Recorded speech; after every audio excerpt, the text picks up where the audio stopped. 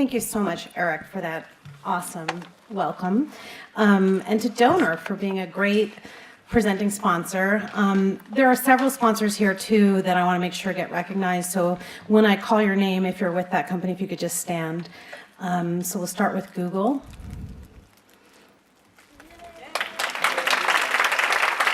And GTB.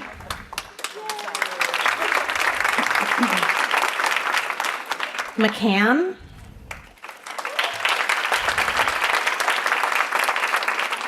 Sapient Razorfish. Adobe. Digitas. You guys all sit together. And lastly, Campbell Ewald. I also want to say a special thank you to AdCraft, which really helped us get the word out in this market, and to Huge for the beautiful tote bags that you all received on your way in. And then Mark Marino is here, and he's the artist that did the installation for the Nevertheless, She Persisted, which we like that so much we want to bring it to the New York City event in November. And then I also just want to thank my team. Can you guys stand? The whole 3% conference team is not here, but a few of us are. And the proper planning event team, who's amazing. We thank you for everything. Okay, so I'm going to share with you a little bit about 3%, what it's about, how it got started, the impact we're having, and where you intersect with our mission. So let's start with the why, which I think is always a good place to start. So like many of you, I am a creative. So I worked as a copywriter and a creative director, started in New York at Sports Illustrated, moved to the West Coast, worked for Anders Lemke and Riney, and shortly after that, I left to become a freelance creative while I raised my kids. And I started my own agency in 2008 called Maternal Instinct, and realized that there was a real need for creatives that could talk about women and moms, and started doing a lot of research about that, writing a business blog, speaking. And everything I read about the female market was astonishing in how much impact female consumers had, yet I knew from my experience in advertising that the leadership was largely male and largely white. And so here's a little clip. There are 17 members of the pitch team, and 16 of them are men. So that's a TED Talk I gave right after I launched the conference, and I'm referring to a pitch that happened when I worked at Hal Riney for the Saab car account. I was about 31 years old at the time, and I watched the agency pull together the team to pitch the car account, and there were 16 men and 1 woman on the pitch team. And a lot of people mistakenly assume I was the one woman, but actually the one woman is here. It's Bonnie Wan from Goodby Silverstein, who's going to be speaking to you later, and she was the one woman on this pitch team. And I remember thinking that there was something very broken about this lineup of talent that did not look at all like what car buyers look like and what the Swedes, who are a very progressive nation, kind of value and prize. And so sure enough, they didn't win the piece of business. And it was one of those moments that sticks with you for a really long time, and it bothered me. So think about these 2 moments, when I'm at Hal Riney and then later when I'm running my own agency that specializes in marketing to women, and I just couldn't reconcile those 2 things. And that really is kind of the genesis of the 3%, is me saying someone has to talk about this. So some of the things about women that really jumped out at me were that they were the leading adopters of technology, although it's usually assumed it's young white dudes. They're also the majority of social gamers, which a lot of people don't realize. And they wield a tremendous consumer influence on every category, including cars, which we're going to talk about here today. And women are also the primary users of social media, which means that the amplification of brand messages largely falls into the hands of women. So these are some shots from a 3% conference where we had people posing with different stats. So $20 trillion, and the sign the woman is holding says $20 trillion.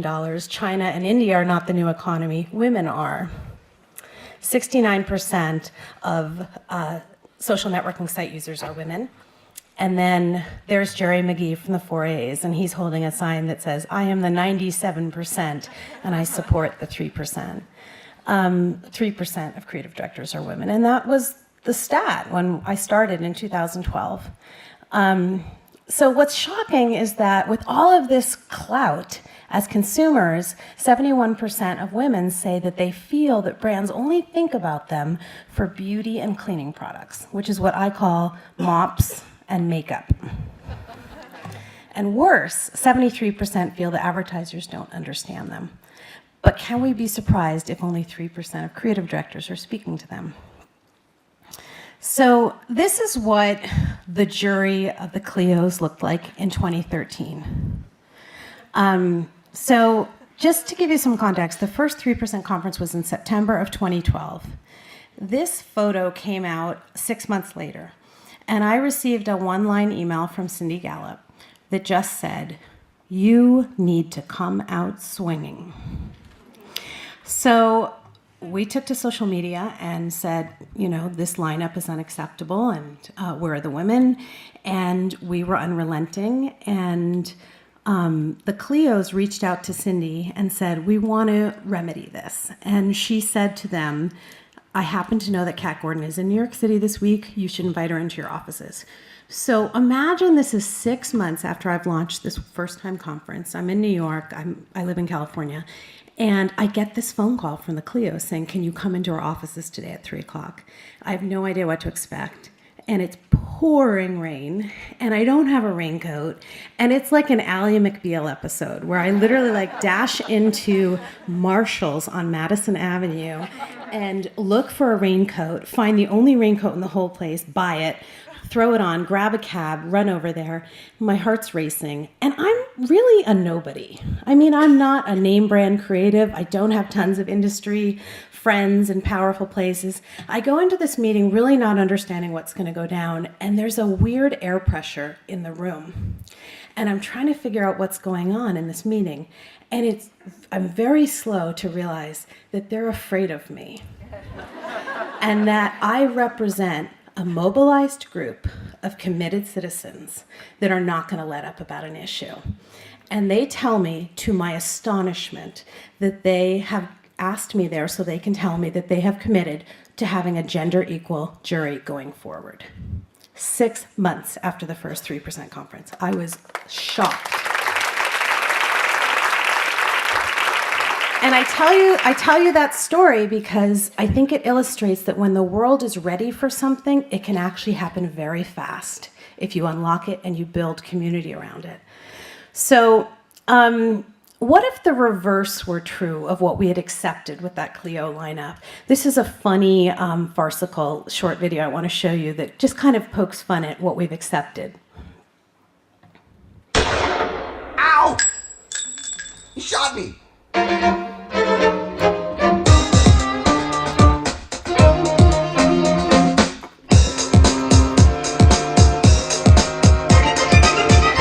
Previously on Mad Women.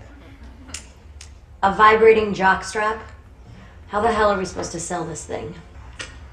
It's not how do we sell this thing, Regina. It's finding that something, that intangible moment when a man is utterly vulnerable and says, this jockstrap makes me feel beautiful.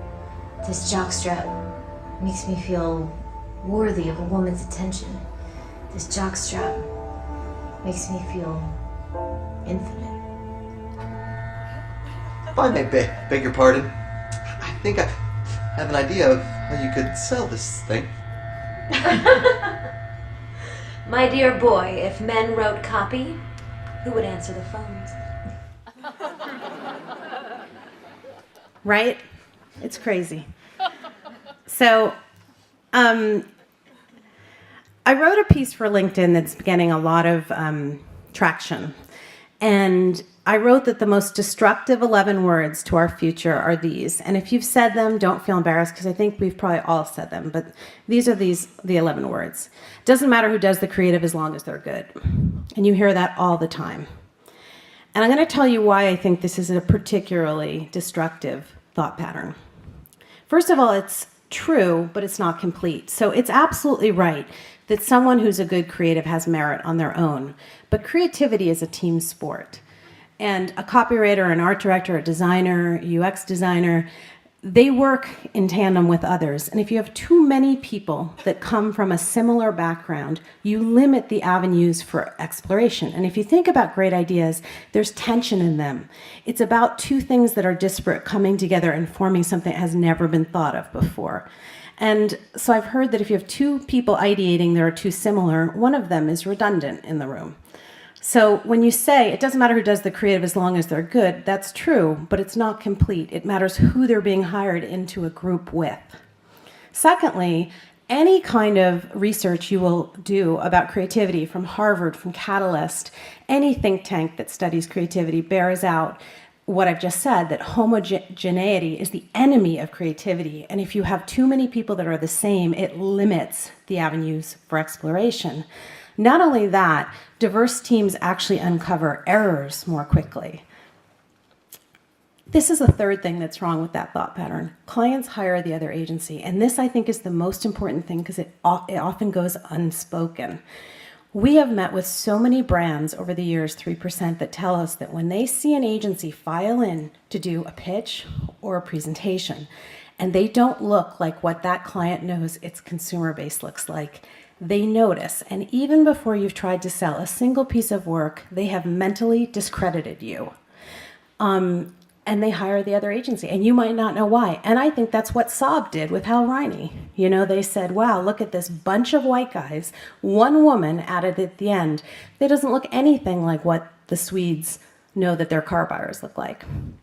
And it also perpetuates lazy recruiting. And what I mean is that I know HR people in advertising are under a real difficult, timely hunt for talent, and it's competitive, and it doesn't slow down. There's a TikTokness to the hires, but it's easy to hire people that look like people you've already hired, or to ask the people you've already hired who they used to work with, and then you just have the same mill of people.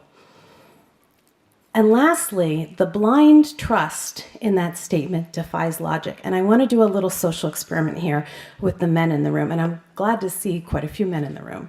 So for this particular example, I'm talking to men that date or are in relationships with women. So if that applies to you, please participate in this little experiment.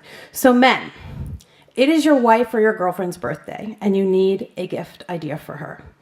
I want you to just yell out who you might ask for a gift suggestion for your wife or girlfriend. Female coworker. Coworker? Mom? Keep yelling. Sister? Okay. Would you ever ask another guy what to get your wife or girlfriend for her birthday? No. Okay. Now I want you to yell out, and there's no wrong answer here, how much money are we spending on this gift?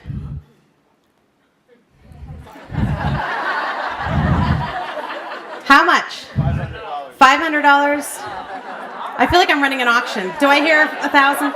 Okay, 50, 100.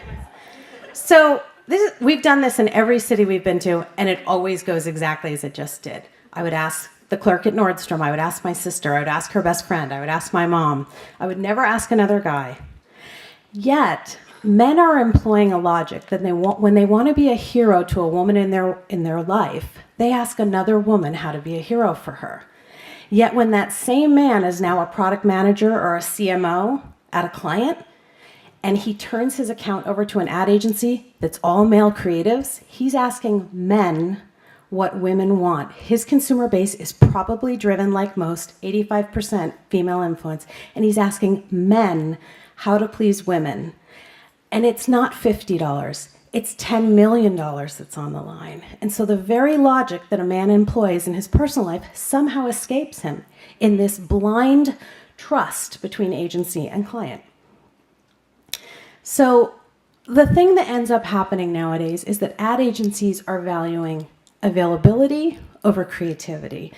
The shorter time demands, the quick turnaround, the lack of budget means that we're tending to prize people that can be there all the time. instead of a diverse group of people that can do what we've just been talking about, which is create greatness through, these ideas colliding. So I want to now tell you the how about our team, how we've gone from 3% to 11%. That's a picture of us on the stage in New York City. So the pillars of the 3% movement are micro actions. And you guys will see in your bags that you have this list called 100 things. This is absolutely our nuclear weapon. These are micro actions, small things that shift cultures and make inclusive environments where people want to stay and prosper, like Eric was describing. We've also done micro action lists that you can find on our site. We just posted this one on Mother's Day, 20 things you can do to retain moms in creative leadership, and 50 things faculty can do to help drive the 3% number upward. We've got a bunch of students here on our student scholarship today, and their submission was about illustrating some of these micro actions. So it starts in the schools. We also have always included men in our crusade. As Eric said, gender does not equal female. And the more that men speak out like Eric did, the more we realize this is about optimizing everyone's talents. Here are some of the men we've featured. We do a Valentine's Day video called Guys We Love. So this says the best ideas come from a diversity of thinking, which hopefully is brought about by a diverse population. Here's Michael Roth from IPG, who's been a huge ambassador to us. Embracing diversity makes us a better partner to our clients, a more attractive employer, and better at creating value for shareholders. And then here is Spencer Osborne from Ogilvy. Agencies are at a war to win the best talent, to create the best ideas. Failing to seek, hire, and promote diverse talent is a recipe for failure. And lastly, the most frank and one of my favorite men in advertising, Jimmy Smith. The state of diversity in advertising sucks. It's horrible. I'm intent on making my agency a beacon of how things should be. So men are an important part of the 3% movement as speakers, as sponsors, as professional development mentors. And you're going to see also in your bag, you have Ambassador Bingo. These are micro actions that are specific to men that can help shift culture. And we're going to actually be playing this from the stage later during our ambassadors panel. But that's something that I encourage you to take back and maybe hand out to the men on your teams, or if you are a man, to start, committing to pledging. So another key part about our movement is brands. And if you think about the genesis of why I started 3%, I just was so horrified by the way female consumers were being overlooked or disrespected. And so everything we're doing is on behalf of brands making better connections to their customers. And as a result, these are brands that are sponsors of our crusade. And the list grows every year. They care about working with diverse agency partners. And this is a quote that Meg Whitman of Hewlett-Packard said. We learned this when we were in Los Angeles at Deutsch for our roadshow there. They talked about how they were the 4th agency to file in for a pitch at the end of the day. And Meg Whitman looked up and apprised their lineup and said, "What the hell is wrong with advertising that you people have no female leaders?" Now, coincidentally, you might recall that this is the year that Antonio Lucio, who's the present CMO of HP, made a public edict that they're going to start assessing their agency partners around diversity. And he invited us in to do a fireside chat at HP. So that's a picture of when I went into HP and sat down with him. Other brands are doing this as well. Verizon, General Mills. This is the wave of the future. They pay the bill. They have the right to say what their agency partners need to look like. So a very key part too, obviously, is community. And that is what was missing, I think, when this whole crusade started, is that the very first 3% conference, there were women there that had never met another female creative director. And then to have all of us together working shoulder to shoulder was very, very inspiring. So we've taken that online, and we're now up to a 30,000 person community between our social channels. And there's power in that. That's what made the Cleos afraid of me. Not because it's me, Kat Gordon, it's because me and I have the ear and the amplification of thousands of people. So, we also are very keen on visibility of the talent that is in our midst. And a key part of that is our Super Bowl tweet up. And I know we hosted here at GTB in Detroit. We actually were in 5 different cities. I was in Los Angeles. But I want to show you what we do on that day and why it matters.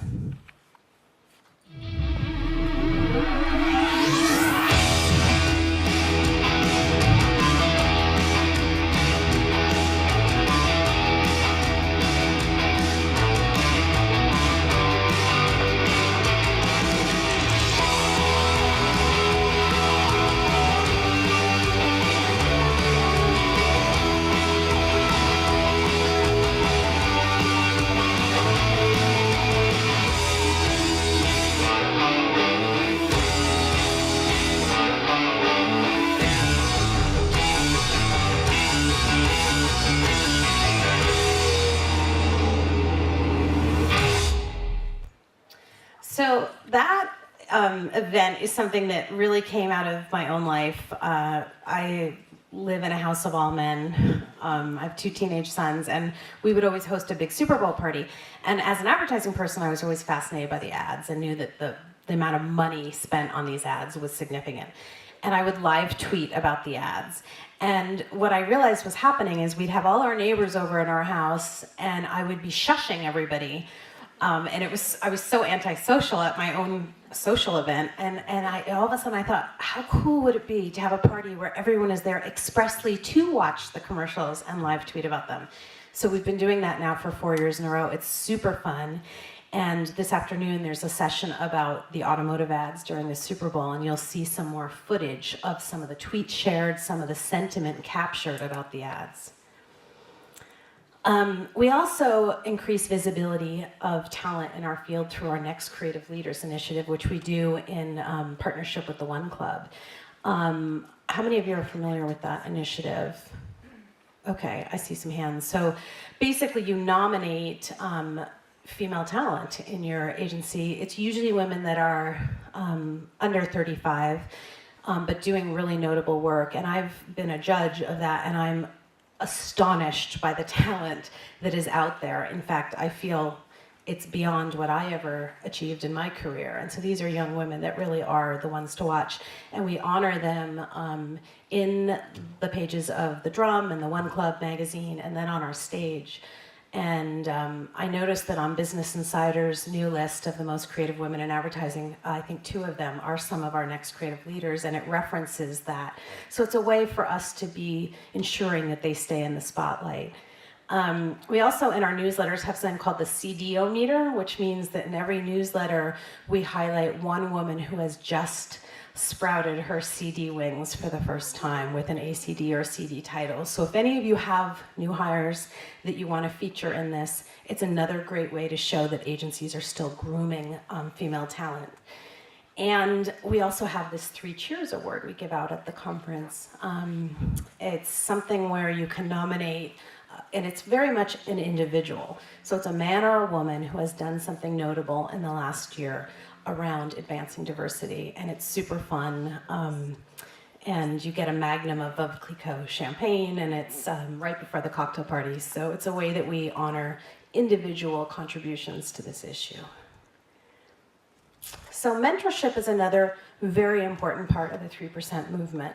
And we've done speed mentoring at our events, which today at lunch, we're actually going to be having mentoring with the students. Thank you to the creative directors that are going to be sitting with them and then reviewing their portfolios later. But this is what it looks like in action.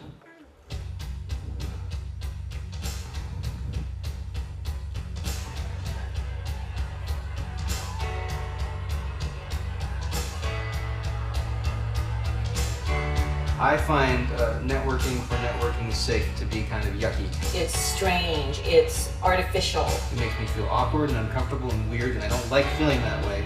Let's get rid of that problem. That's one problem we can solve. We can solve it in an hour.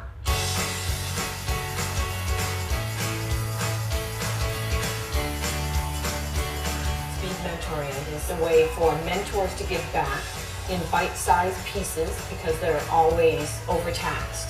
To give mentees an opportunity to meet with the best minds in the country. People really want to connect They really want to give to each other. People actually found jobs through people they met here. They made friends. They became part of a community. It's not just advertising, it's not just helping creatives. This could be used to create connections in a new way for any industry, any event all over the world. And I don't know how many of you recognize, but some of those women sitting there, Carol H. Williams, Cindy Gallup, Mimi Cook, Shara Bogart, these are the legends in our industry sitting with young talent. You just can't, there's no, substitute for that FaceTime. We also just launched something called the Nancy Hill Award. For those of you who know Nancy, she's just stepped down after 9 years as the CEO of the 4As. And she's someone who really helped me launch the 3% conference in year one. And I wanted to continue that legacy. So it's a new award that we give out at the conference for a woman who has specifically been helping other women. And that's something that I think the world likes to spin in a different way, that women don't help each other. And I'm here standing before you to tell you that everything that I have achieved and that my team has achieved is because of women being generous with one another. And I just want to call BS on that media story. I think women are incredibly generous to each other. So we'll be honoring every year one woman. Cindy Gallup was the recipient at last year's event. And then Adobe has very generously underwritten student scholars attending all of our events. Are the students here would like to stand up? Awesome,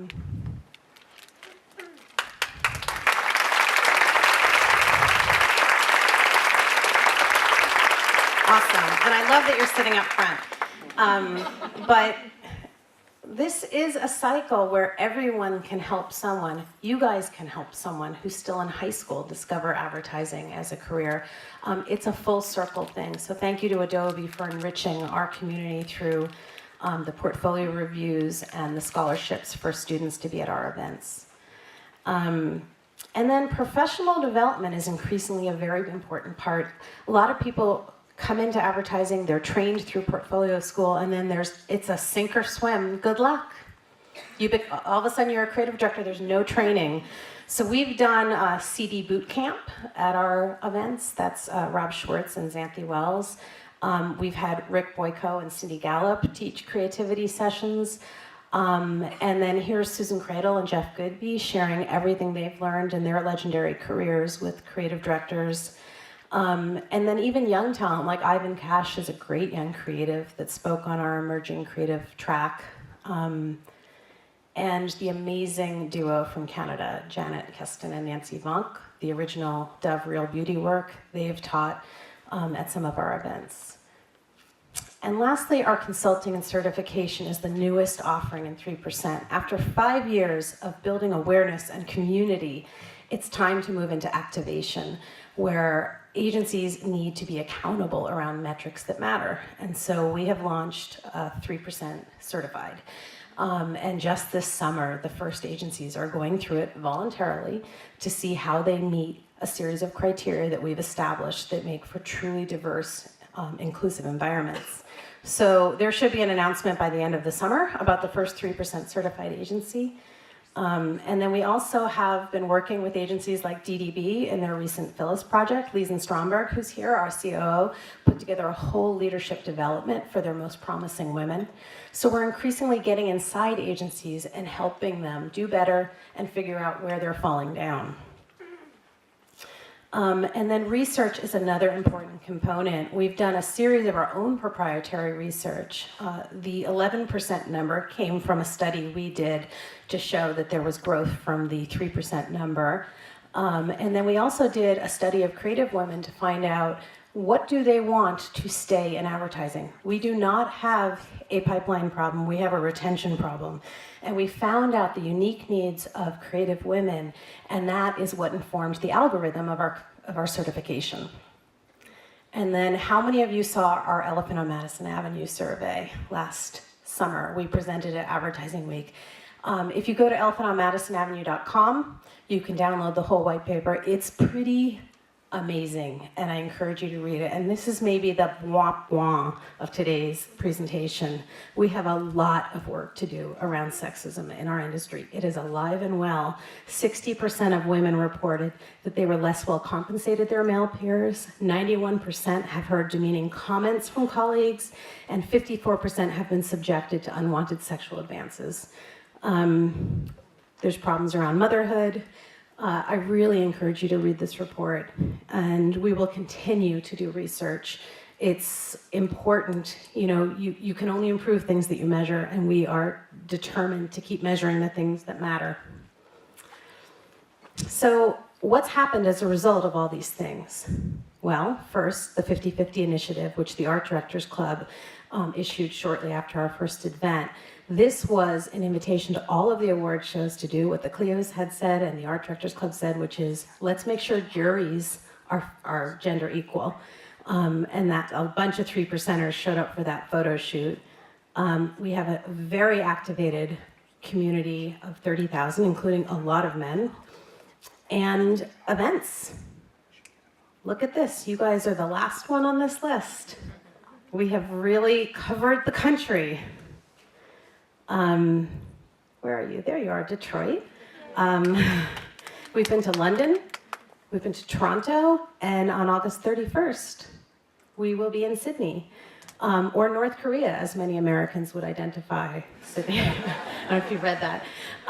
But we are taking the message on the road, and everywhere we go, it's also a listening tour. I'm not here just telling you, I'm here listening. What's happening in your market? I'm super excited about the next panel where we will localize and personalize this issue. We also have just widespread awareness. This is a cartoon that the marketunist made for us. And I don't know if you can see it, but it's a creative team showcasing a new campaign with a woman mopping the floor. And the client says, if I were a 34-year-old time-pressed mother of three, I'd want to see a little more cleavage in this ad. We also have gotten some interesting tweets. This is actually before the first 3% conference. I got this tweet from Roger Sterling from Mad Men. You can't be serious. Women creative directors, that'll be the day. So we're kind of in the drinking water at this point, and we're up to 11%. I want to share why this matters, and Eric alluded to this in his opening remarks, but look at this amazing video that the Miami Ad School made.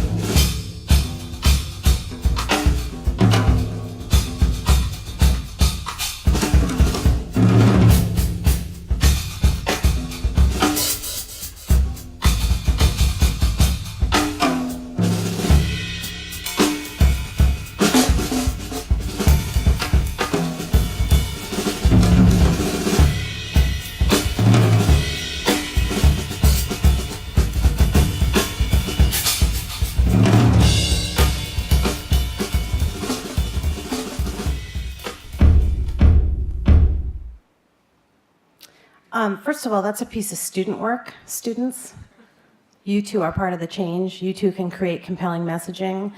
But isn't that fascinating? So women are underrepresented in the annuals, but the highest, most prestigious awards have the highest levels of gender equal teams creating them. So as Eric said, you win more business, you win more awards when you have all the brains working. I just want to conclude with just a quick nod, because I know there are a lot of automotive clients and creatives in the room. And I just wanted to share a little bit. I think the fact that the whole genesis of 3% came from the Saab car account is interesting. And inspiration is everywhere for automotive and all clients, to be honest. I want to read you a quote that Cindy Gallup said recently, and then share a piece of work that perhaps someone who heard that input created. These are Cindy's words. A lot of people have a lot of sex in cars, particularly in markets or countries where premarital sex is frowned upon. Countries where people live with families, so even husband and wife cannot be intimate, or where young people live with their parents until they get married, so they don't have anywhere to go. Yet the automotive industry is spectacularly failing to factor this into their product design and into their marketing. And look at this ad that Volkswagen just launched.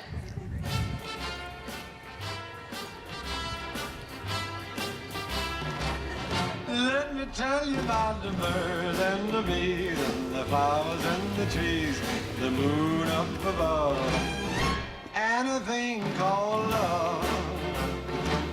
Let me tell you about the stars in the sky, the girl and the guy, and the way they could kiss on a night like this.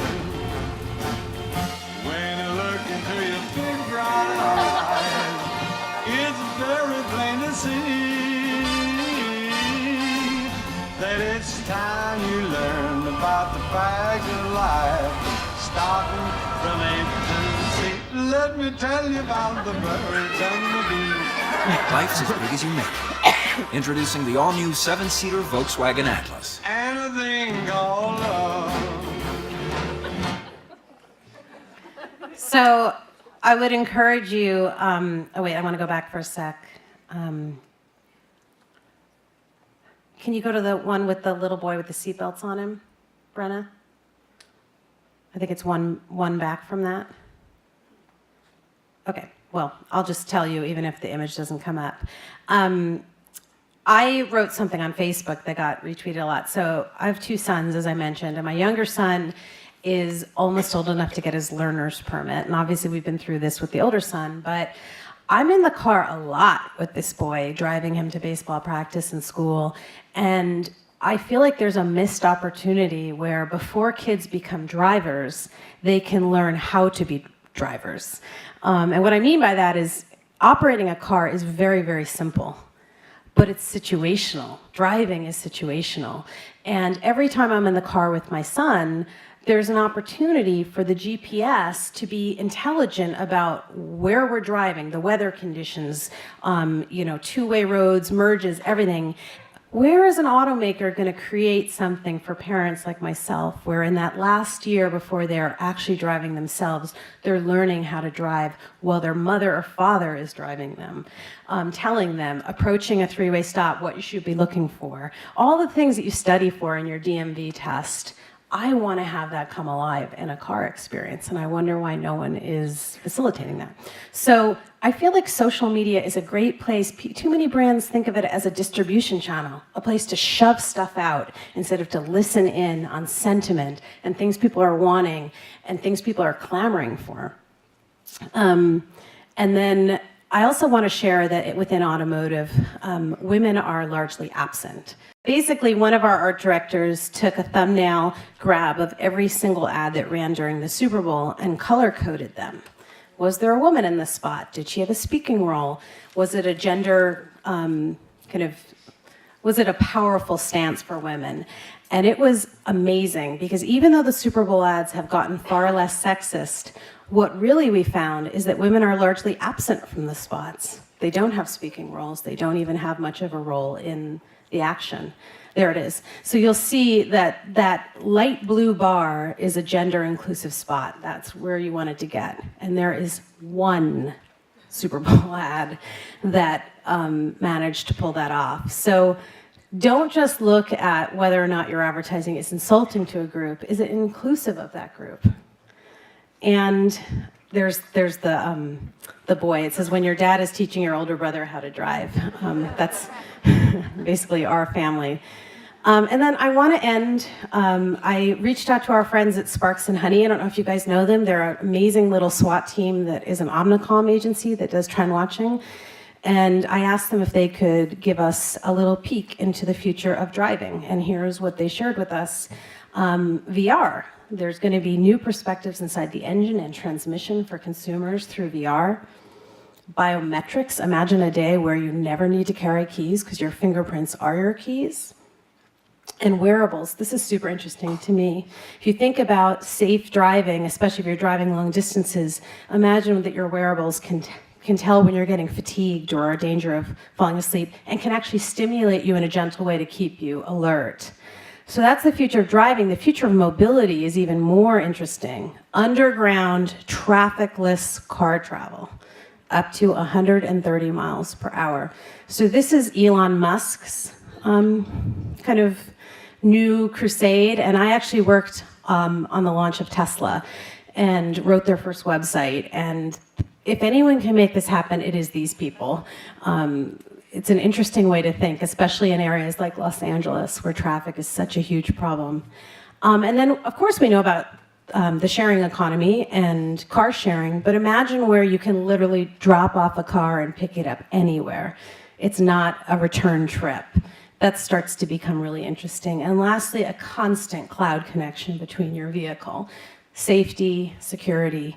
This is what Sparks and Honey tell us is the future of automotive. So I just wanted to throw that out for the automakers here. And basically, everyone here, I want to remind you that improving the future of the ad business is everyone's business. Everyone watches ads, 3,000 a day. Our youth watches them. And we all have a role in creating a more inclusive and respectful messaging. So that is what 3% is about. A lot of these things we've talked about are going to be coming to life through sessions throughout the day. I look forward to meeting all of you at the breaks and at lunch. And so we will now get on to our creative directors panel. Thank you for your attention.